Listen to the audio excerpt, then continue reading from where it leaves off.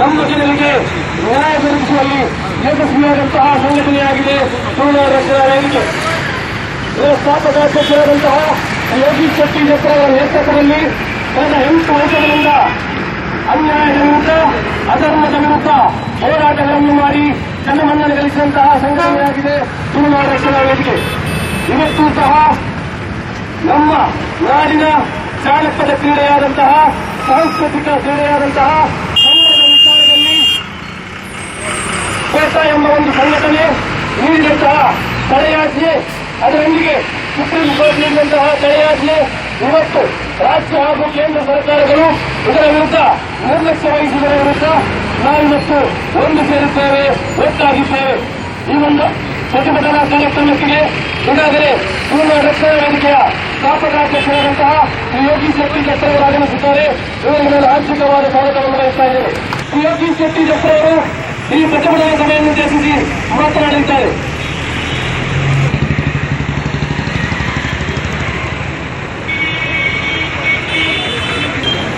ಇವತ್ತು ನಮ್ಮ 1200 ವರ್ಷಗಳ ಇತಿಹಾಸವಿರುವಂತಹ ಕಂಬಳ ಕ್ರೀಡೆಯನ್ನ ವಿಶೇಷಿಸುವ ಮೂಲಕ ತುಳುನಾಡಿನ ಜನರ ಭಾವನೆಗೆ, ತುಳುನಾಡಿನ ಜನರ ಮನಸ್ಸಿಗೆ ನೋವಂತ, ಆಘಾತಕಾರವಾದಂಥ, ಖಂಡನೀಯವಾದಂಥ ಒಂದು ಕ್ರಮವನ್ನು ಕೈಗೊಂಡಿದೆ. ದೇಶದವರ ಪ್ರಾಣಿ ಹಿಂಸೆ ಎಂಬ ಹತ್ಯೆ ಹಿನ್ನೆಲೆಯಲ್ಲಿ ಇವತ್ತು ನಮ್ಮ ಕಂಬಳದ ಮೇಲೆ ನಿಷೇಧವನ್ನು ಹೇರಿದ್ದಾರೆ. ಬಂಧುಗಳೇ, ಕಂಬಳ ಎಂಬುದು ನಮ್ಮ ಜನರ, ನಮ್ಮ ಕೃಷಿಕರ ಒಂದು ಪ್ರಾಣಿಗಳ ಮೇಲೆ ಇರುವಂತ ಪ್ರೀತಿ ಮತ್ತು ಬಾಂಧವ್ಯದ ಒಂದು ಸಾಕ್ಷಿಯಾಗಿದೆ.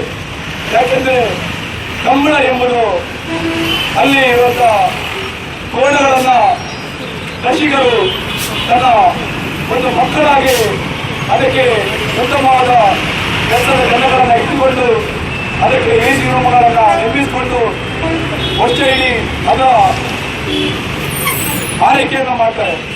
ಆದರೆ ಅದೇ ರೀತಿ ಆ ಒಂದು ಕೋಣಗಳನ್ನ ಸ್ಪರ್ಧೆಯ ಮೂಲಕ ಆ ಒಂದು ಕೋಣಗಳನ್ನ ಗದ್ದೆಗೆ ತೊಳೆಯುವ ಬದಲು ಅದಕ್ಕೆ ಒಂದು ರಾಜ ಮರ್ಯಾದೆಯನ್ನು ನೀಡುವಂತ ಒಂದು ಸಿಸ್ಟಮ್ ಅಂದ್ರೆ ಈ ಕಂಬಳ ಕ್ರೀಡೆ. ಅದು ಇವತ್ತು ಆ ಕಂಬಳ ಕ್ರೀಡೆಯನ್ನ ಹಿಂಸೆ ಎಂಬ ಒಂದು ದೃಷ್ಟಿಯಿಂದ ಅದಕ್ಕೆ ಯಾರು 2 ಪೆಟ್ಟು ಹೊಡಿತಾರೆ ಎಂಬ ದೃಷ್ಟಿಯಿಂದ ಈ ಕ್ರೀಡೆಯನ್ನು ನಿಷೇಧಿಸಿದ್ದಾರೆ. ಸ್ವಾಮಿ, ನಾನು ಇವತ್ತು ಬೇಡದವರಿಗೆ ಪ್ರಶ್ನೆ ಭಾಗವಹಿಸಿದ್ದೇನೆ. ಯಾಕೆ ಸ್ವಾಮಿ ಇದಕ್ಕೆ ಖಾಲಿ ಕಂಬಳನೇ ಕಾಣ್ತಾ ಇದೆ? ಇವತ್ತು ಮೈಸೂರಿನ ಜಂಬೋ ಸವಾರಿಯಲ್ಲಿ ಸಾಧಾರಣ ಸುಮಾರು 700 kg ಭಾರದ ಅಂಬಾರಿಯನ್ನ ಕೊಡುವಂತ ಆ ಆನೆಗೆ ಒಂದು ತಯಾರು ಮಾಡಬೇಕಾದ ಮಾವುತ ಎಷ್ಟು ಒಂದು ಪಳಗಿಸಬೇಕು, ಅದೇ ರೀತಿಯಲ್ಲಿ ಎಷ್ಟೇ ಕಿಲೋಮೀಟರ್ ಉದ್ದಕ್ಕೆ ಒಂದು ಮಾವುತರು ಆ ಒಂದು ಜಂಬೋ ಸವಾರಿ ಸಂದರ್ಭದಲ್ಲಿ ಆ ತೂಕದ ಒಂದು ಅಂಬಾರಿಯನ್ನ ಉಟ್ಕೊಳ್ಬೇಕಾದ್ರೆ ಅದು ಹಿಂಸೆ ಅಲ್ಲವೇ ಸ್ವಾಮಿ? ಅದೇ ರೀತಿಯಲ್ಲಿ ಇವತ್ತು ಕ್ರಿಕೆಟ್ ಪಂದ್ಯಾಟ ಆಗಿರ್ಬೋದು, ಕರಾಟೆ ಆಗಿರ್ಬೋದು, ಕಬಡ್ಡಿ ಆಗಿರ್ಬೋದು, ಪ್ರತಿಯೊಂದರಲ್ಲಿ ಆಟ ಆಡುವ ಸಂದರ್ಭದಲ್ಲಿ ಹಲವಾರು ಗಾಯ ಆಗ್ತದೆ. ಅದೇ ರೀತಿಯಲ್ಲಿ ಕೆಲವು ಕ್ರೀಡಾಂಗಣದಲ್ಲಿ ಜೀವ ಒಂದು ಮರಣವೊಂದರಂತ ನಾವು ಕಂಡಿದ್ದೇವೆ. ಆಸ್ಟ್ರೇಲಿಯಾ ಆಗಿರ್ಬೋದು, ನಮ್ಮ ಇಂಡಿಯಾದ ಹಲವಾರು ಕ್ರಿಕೆಟ್ ಆಟಗಾರರು ಕೂಡ ನಮ್ಮ ಕ್ರಿಕೆಟ್ ಆಡುವ ಸಂದರ್ಭದಲ್ಲಿ ಅವರ ಜೀವವನ್ನು ಕಳೆದುಕೊಂಡಿದ್ದು ನನ್ನಲ್ಲಿ ನಿಷೇಧಿಸಿದರು. ಅಂತ ನಿದರ್ಶನ ಇರುವಾಗ ಆ ಕ್ರಿಕೆಟ್ ಅಂತ ಕ್ರೀಡೆಗಳಲ್ಲಿ ಒಂದು ನೀತಿ, ಅದೇ ರೀತಿ ಕಂಬಳದ ಮೇಲೆ ಒಂದು ನೀತಿ ಸ್ವಾಮಿ. ಯಾಕೆ ಸ್ವಾಮಿ ನಮ್ಮ ಈ ಕಂಬಳದ ಮೇಲೆ ನಿಮಗೆ ಇಷ್ಟು ದ್ವೇಷ? ಇವತ್ತು ಬೇಟದವರಿಗೆ ನಾನು ಪ್ರಶ್ನೆ ಮಾಡಿದ್ದೇನೆ. ಇವತ್ತು ನೀವು ದಯವಿಟ್ಟು ನಮ್ಮ ಈ ಕಂಬಳದ ಸಾಕುವರ ಮನೆಗೆ ಹೋಗಿ ಯಾವ ರೀತಿಯಲ್ಲಿ ಆ ಕಂಬಳದ ಗೋಲುಗಳನ್ನ ಆ ಒಂದು ಪ್ರೀತಿ ಮಾಡ್ತಾರೆ, ಅದಕ್ಕೆ ಯಾವ ರೀತಿಯಲ್ಲಿ ವ್ಯವಸ್ಥೆಯನ್ನು ನೀಡಿದ್ದಾರೆ ನೋಡಿ ಸ್ವಾಮಿ. ಅದೇ ರೀತಿಯಲ್ಲಿ ಇವತ್ತು ಬೇರೆ ಬೇರೆ ರೀತಿಯಲ್ಲಿ ನೋಡಿದ್ರೆ ನಮ್ಮ ಇವತ್ತು ಕಂಬಳದ ಮೇಲೆ ಒಂದು ನಿಷೇಧ ಅಂದ್ರೆ ಕೇವಲ ಈ ಕಂಬಳ ನಿಷೇಧ ಅಥವಾ ಕ್ರೀಡೆ ಅಂತ ನೆನೆಸ್ಕೊಳ್ಳಿಕ್ಕಾಗಲ್ಲ. ಇದು ಕ್ರೀಡೆ ಜಾನಪದ ಕ್ರೀಡೆ ಬರ್ತದೆ. ಅದೇ ರೀತಿ ನಮ್ಮ ತುಳು ಸಂಸ್ಕೃತಿಗೆ ಸಂಬಂಧಪಟ್ಟಂಥದ್ದು.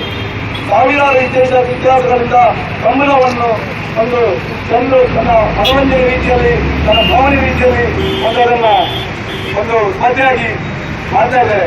ಈ ಕಂಬಳದಿಂದಾಗಿ ಆ ಪ್ರದೇಶದ ಊರಿನವರಿಗೆ ಮನೋರಂಜನೆ ಜೊತೆಯಾಗಿ ಅದೇ ರೀತಿಯಲ್ಲಿ ಅವರಿಗೆ ಒಂದು ಧಾರ್ಮಿಕ ಒಂದು ಶ್ರದ್ಧೆಯಲ್ಲಿ ಭಾವನೆ ಮೂಲಕ ಅದನ್ನು ಆಚರಿಸಿಕೊಂಡು ಬರ್ತದೆ. ಯಾವುದೇ ಒಂದು ಜಾತ್ರೆ ಸಂದರ್ಭದಲ್ಲಿ ಅಥವಾ ಬೇರೆ ಬೇರೆ ಸಂದರ್ಭದಲ್ಲಿ ಕಂಬಳ ಮೂಲಕ ಊರಿನವರನ್ನ ಒಂದು ಕಂಬಳವನ್ನು ಹಬ್ಬವಾಗಿ ಪರಿವರ್ತಿಸಿದ್ದಾರೆ. ಆ ಹಬ್ಬದಿಂದಾಗಿ ಆ ಊರಿನಲ್ಲಿ ಜನರು ಸಂತೋಷದಲ್ಲಿ ತನ್ನ ಸಮಯವನ್ನು ಉಪಯೋಗಿಸಿದ್ದಾರೆ. ಅದರಿಂದಾಗಿ ಯಾವುದೂ ಗೊತ್ತು ಗುರಿ ಇಲ್ಲದ, ಯಾವುದೇ ಜ್ಞಾನ ಇಲ್ಲದಂತ ಈ ಕಂಬಳದ ಯಾವುದೇ ಒಂದು ತಿಳುವಳಿಕೆ ಇಲ್ಲದ ಕೆಲವು ಎಸಿ ರೂಮ್ಗಳಲ್ಲಿ ಕೂತ್ಕೊಳ್ಳುವಂತಹ ಕೆಲವು ವ್ಯಕ್ತಿಗಳಿಂದಾಗಿ ಇವತ್ತು ನಮ್ಮ ಕಂಬಳಕ್ಕೆ ಒಂದು ಇಂಥ ದುರಂತ ಬಂದಿದೆ. ನಾನಿವತ್ತು ನಮ್ಮ ಸಂಸದ ಸದಸ್ಯರಿಗೆ, ನಮ್ಮ ಮಂತ್ರಿಗಳಿಗೆ ನೀವು ಕೇವಲ ಹೇಳಿಕೆಯನ್ನು ಕೊಡುವುದು ಬಿಡಿ ಸ್ವಾಮಿ. ಪತ್ರಿಕೆ ಹೇಳಿಕೆ ಮೂಲಕ ಜನರಿಗೆ ಸಮಾಧಾನ ಮಾಡುವ ಬದಲು ನೀವು ಇವತ್ತು ನಿಮಗೆ ಪ್ರಾಮಾಣಿಕವಾಗಿ ಕಂಬಳವನ್ನು ನೀವು ಜಾರಿ ಮಾಡಬೇಕಾದ